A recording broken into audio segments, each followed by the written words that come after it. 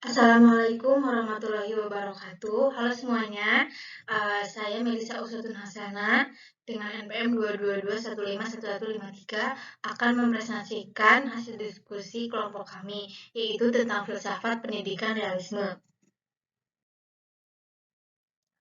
Saya tidak sendiri, saya bersama teman-teman saya, yaitu Dea Widyaningsi dan Sabila Maharan Kintara. Langsung saja, pengertian filsafat pendidikan realisme. Berdasarkan bentuk kata, realisme berasal dari bahasa Latin realis yang berarti sungguh-sungguh atau nyata dan benar. Realisme adalah filsafat yang menganggap bahwa terdapat satu dua dunia eksternal nyata yang dapat dikenali. Aliran ini memandang bahwa objek pengetahuan manusia berada di luar diri manusia. Realisme sangat bertolak belakang dengan idealisme karena realisme memandang suatu bukti yang real secara nyata, sedangkan idealisme hanya dalam akal pikiran manusia. Para penganut realisme mengakui bahwa seseorang bisa salah lihat pada benda-benda atau dia melihat terpengaruh oleh keadaan sekelilingnya. Namun mereka paham ada benda yang dianggap mempunyai wujud tersendiri, ada benda yang tetap dikendaki, diamati. Sebagaimana aliran filsafat, realisme berpendirian bahwa yang yang ditangkap panca indera dan yang konsepnya ada dalam budi itu memang nyata ada. Filsafat pendidikan realisme menurut beberapa ahli, yaitu ada Aristoteles. Aristoteles berpendapat bahwa pengalaman itu bukan pengetahuan yang berupa bayangan belaka. Segala sesuatu tidak terletak pada keadaan badannya, tetapi pengertian keberadaan bendanya, yaitu ide-ide yang tidak terlepas pada kenyataan yang ada. Nah, lanjut yang kedua ada Johann Amos Comenius. Pemikiran yang dapat digolongkan pada realisme religius berpendapat bahwa semua manusia harus berusaha mencapai sesuatu tujuan. Beliau juga mengemukakan bahwa pendidikan harus bersifat universal, beragam, dan harus dimulai dari pendidikan yang lebih rendah serta merupakan kewajiban bagi manusia. Yang ketiga, ada dari William McGurk berpendapat bahwa tujuan hidup adalah tujuan pendidikan. Maka jika manusia tidak memiliki tujuan hidup, maka ia tidak mempunyai tujuan pendidikan. Nah, lanjut yang keempat, Francis Bacon berpendapat bahwa pengetahuan yang diterima oleh manusia melalui indrawi. Jadi ilmu pengetahuan yang sebenarnya adalah ilmu yang telah terkumulasi oleh akal pikiran dan kenyataan yang kemudian yang diperkuat oleh panca indera. Nah, langsung lanjut, ada prinsip pendidikan realisme. Prinsip pendidikan realisme itu pendidikan senantiasa memberikan perhatian pada peserta didik dengan sewajarnya. Yang kedua, dalam pendidikan inisiatif berada pada pendidikan, bukan pada peserta didik. Hal ini dilakukan untuk menyesuaikan hidup dan tanggung jawab sosial dan menciptakan anak didik untuk menguasai pengetahuan yang handal dan dapat dipercaya melalui kedisiplinan mental maupun moral.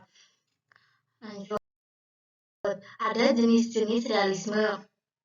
Yang pertama ada aliran realisme rasional, yaitu aliran yang berasal dari Aristoteles yang dibagi menjadi dua, yaitu realisme klasik dan realisme religius.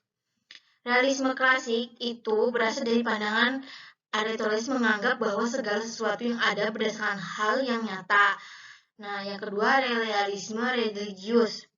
Ini tuh berasal dari pandangan Thomas Aquinas, yaitu filsafat agama Kristen yang lebih dikenal dengan aliran Thomisme. Aliran ini nih menganggap bahwa jiwa itu penting walaupun tidak nyata seperti badan. Oke, yang B, aliran realisme alam atau realisme ilmiah.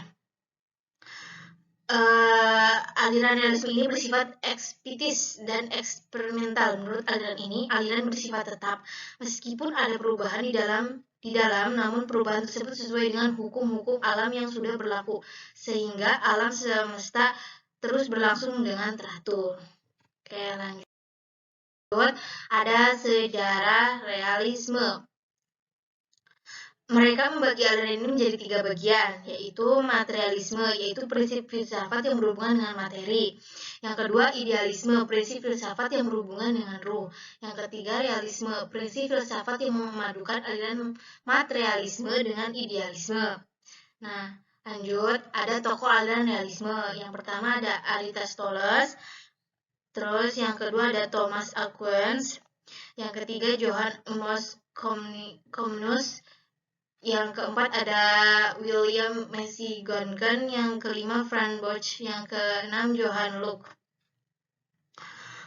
Menurut Johann Locke, pengetahuan manusia itu seperti batu keras yang tertetes air lama-kelamaan akan cukang, seperti akal manusia yang sering basah. Menurut Van Bacon, menyatakan pikiran yang nyata dengan menggunakan sentuhan indrawi. Menurut William McGucken, tokoh ini menyatakan bahwa tidak ada tujuan hidup, maka ia tidak ada pula tujuan pendidikan. Nah, menurut Johann Amos Comenius menyatakan bahwa pendidikan harus universal. Nah, lanjut, ada tujuan pendidikan realisme untuk mengembangkan kemampuan intelektual agar bisa mencari kebenaran melalui observasi langsung dengan kejadian yang nyata. Oke, lanjut, ada ciri-cirinya. Ciri-cirinya itu menggunakan observasi. Yang kedua mengamati, yang ketiga mencoba. Oke. Terus lanjut, ada bentuk-bentuk realisme. Bentuk-bentuk realisme itu ada realisme ekstrim atau primitif. Realisme ekstrim itu berpendapat bahwa abstraksi itu ada sebagai entitas real dalam dimensi lain realitas dan bahwa konkret yang kita persepsi hanyalah merupakan cerminan yang tidak sempurna. Nah, kelemahan realisme ekstrim adalah pada pengalaman universitas kekeliruan menilai persepsi, tidak ada penjelasan mengenai objek khayalan atau halusinasi. Semua persepsi tergantung konteks visual. Yang kedua, realisme akal sehat. Realisme akal sehat ini memiliki kelebihan dalam mengatasi kedua yang dijadinya terhadap realisme ekstrim atau primitif. Nah, menurut realisme akal sehat, objek yang khayalan tidak berdiri sendiri dan berada di luar pikiran, tapi dalam beberapa hal merupakan produk pikiran. Oke, lanjut, ada konsep-konsep pendidikan realisme. Konsep-konsep pendidikan realisme itu ada satu tujuan pendidikan. Tujuan pendidikan dalam aliran realisme adalah dapat menyesuaikan diri secara tepat dalam hidup dan dapat melaksanakan tanggung jawab sosial. Yang kedua, prinsip-prinsip pendidikan realisme. Ada belajar. Belajar pada dasarnya mengutamakan perhatian pada peserta didik seperti apa adanya. Nah, yang kedua ada inisiatif dalam pendidikan harus ditekankan pada pendidikan bukan pada anak. Yang ketiga, inti dari proses pendidikan adalah asimilasi dari subjek matter yang telah ditentukan. Lanjut, ada isi pendidikan atau kurikulum. Kurikulum itu ada kurikulum komprehensif yang berisi semua pengetahuan yang berguna bagi penyesuaian diri dalam hidup dan tanggung jawab sosial. Yang kedua, ada kurikulum berisi unsur-unsur pendidikan liberal, pendidikan umum untuk mengembangkan kemampuan berpikir dan pendidikan praktis untuk kepentingan bekerja. Yang ketiga, semua kegiatan belajar berdasarkan pengalaman baik langsung maupun tidak langsung. Yang keempat, metode mengajar hendaknya bersifat logis, bertahap atau beraturan. Yang kelima, pembiasaan merupakan sebuah metode pokok yang dipergunakan baik oleh kalangan penganut realisme maupun behaviorisme. Oke. Yang keempat, peranan peserta didik dan pendidik. Pertama, ada dalam menghubungkan dengan pengajaran. Peranan peserta didik adalah penguasaan pengetahuan, adalah yang dapat berubah-ubah. Yang kedua, dalam hubungannya dengan disiplin, tata cara yang baik sangat penting dalam belajar. Yang ketiga, peranan pendidik adalah menguasai pengetahuan, keterampilan, teknik-teknik pendidikan dengan kewenangan untuk mencapai hasil pendidikan yang dibebankannya. Nah, cukup sekian pemaparan materi dari kelompok 4. Saya Melisa Osun Hasana undur diri. Wassalamualaikum warahmatullahi wabarakatuh.